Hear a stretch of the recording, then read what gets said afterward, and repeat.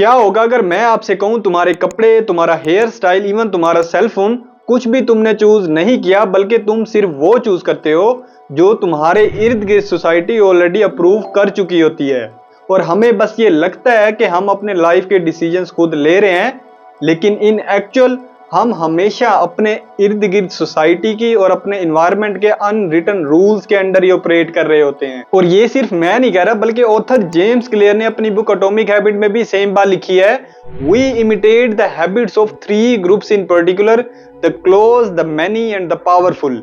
यानी कॉन्शियसली या अनकॉन्शियसली हम अपनी सोसाइटी में मौजूद इन 3 ग्रुप्स को हमेशा कॉपी करने की कोशिश करते हैं। और ये 3 ग्रुप्स क्या हैं? The close, the many and the powerful. अब ये तीनों ग्रुप्स क्या हैं और कैसे ये तीनों ग्रुप्स मिलकर ना सिर्फ हमारी हैबिट बल्कि हमारी थिंकिंग को भी शेप करते हैं, और आज की वीडियो का यही टॉपिक ऑफ डिस्कशन है।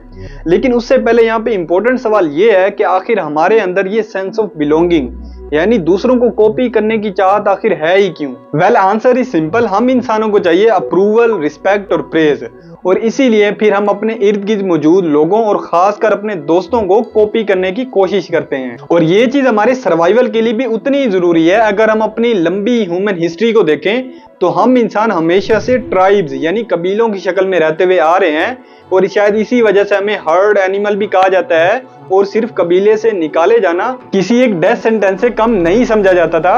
और ये सेम बात चार्ल्स डार्विन ने भी लिखी है। In the long history of humankind those who learn to collaborate most effectively have prevailed.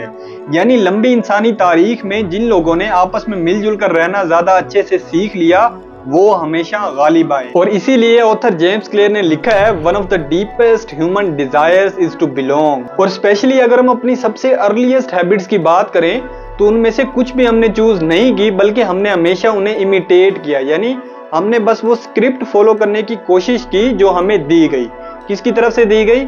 हमारे सिबलिंग्स की तरफ से, हमारे रिलेटिव्स की तरफ से, हमारे फ्रेंड्स की तरफ से, और एट लार्ज हमारे स्कूल और कम्युनिटी की तरफ से।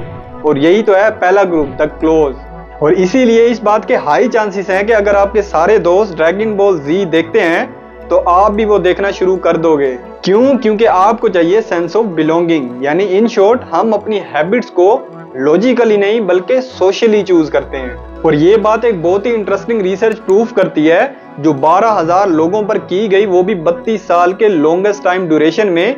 और इस रिसर्च के रिजल्ट्स के अकॉर्डिंग अगर आपका एक दोस्त मोटा है तो आपके भी मोटे होने के चांसेस 57% तक बढ़ जाते हैं। तो यहाँ पर यह कहना गलत ना होगा कि हैबिट्स कंटेजियस होती हैं, बिल्कुल एक वायरस की तरह। तो अगर आपका इन्वायरमेंट अनहेल्दी है तो वहां पे आपका हेल्दी रहना नेक्स्ट टू इम्पॉसिबल हो जाता है। और इसी के साथ अब हम बढ़ते हैं अपने सेकंड ग्रुप की तरफ जो है द मैनी, यानी लोग क्या कहेंगे वाली दुनिया। ये ग्रुप हम पर सबसे ज्यादा इनविजिबल प्रेशर डालता है और हमारे हर तरह के बिहेवियर और ओपिनियन के बनने या ना बनने में सबसे ज्यादा रोल प्ले करता है। और मोस्ट ऑफ द टाइम हमें सही जवाब जब पता भी हो, हम फिर भी सोसाइटी के गलत जवाब के साथ एग्री करना ज्यादा प्रेफर करते हैं just because of high consensus.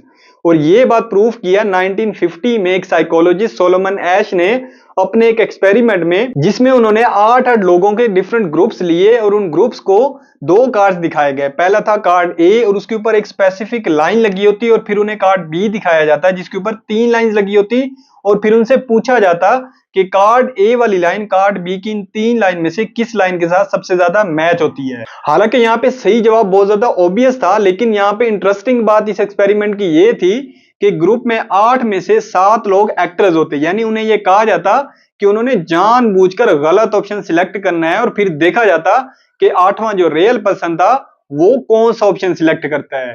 Well, results दिखाते हैं ऑलमोस्ट 75% पार्टिसिपेंट ने गलत ऑप्शन को सिलेक्ट कर लिया, इवन दो सही ऑप्शन इतना ज्यादा ऑब्वियस था। और यही तो है the seductive pull of social norms, यानी हमें गलत चीज भी सही लगने लग जाती है अगर नंबर ऑफ पीपल ज्यादा हो। And now is the time for the third and last group, the powerful, यानी वो लोग जिनका हम ड्रेसिंग सेंस, हम उनके टॉकिंग स्टाइल को कॉपी करने की कोशिश करते हैं। और इनमें कौन आते हैं? इन्फ्लुएंसर्स आते हैं, हमारे सेलिब्रिटीज आते हैं, इवन हमारे टीचर्स। और इन पावरफुल लोगों को कॉपी करने के पीछे रीजन ये हरगिज नहीं है कि सक्सेस के अंदर कोई मैग्नेटिक पावर है, बल्कि इस वजह से हमें भी वो सेम आउटकम्स और रिजल्ट्स चाहिए जो इन पावरफुल लोगों के पास हैं। और अगर आपको ऊपर वाली सारी बातें समझ आ गई हैं तो यहाँ पर golden tip of the day ये है कि आप अपनी लाइफ के अंदर कोई भी गुड हैबिट इजीली बना सकते हो। आपको सिंपली करना क्या है, कोई एक ऐसा कल्चर ज्वाइन करना है जहां पर तुम्हारी डिजायर्ड हैबिट यानी वो हैबिट जो तुम बनाना चाहते हो ऑलरेडी उस कल्चर में एक नॉर्मल बिहेवियर हो। यानी अगर तुम प्रोडक्टिव बनना चाहते हो तो प्रोडक्टिव लोगों के बीच जाओ, और अगर तुम फिट बनना चाहते हो तो फिट लोगों के साथ ज्यादा टाइम गुजारो जिनकी ये नॉर्मल रूटीन हो, जिम और एक्सरसाइज करना। और ऐसे फिर ये कल्चर का अप्रूवल और सेंस ऑफ बिलोंगिंग ही काफी होगा तुम्हारे लिए उस न्यू हैबिट को मेंटेन रखने के लिए।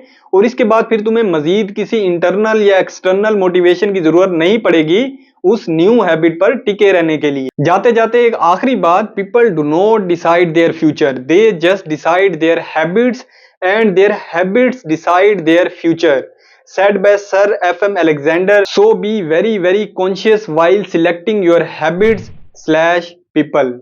We will meet again. Until then, Allah Hafiz.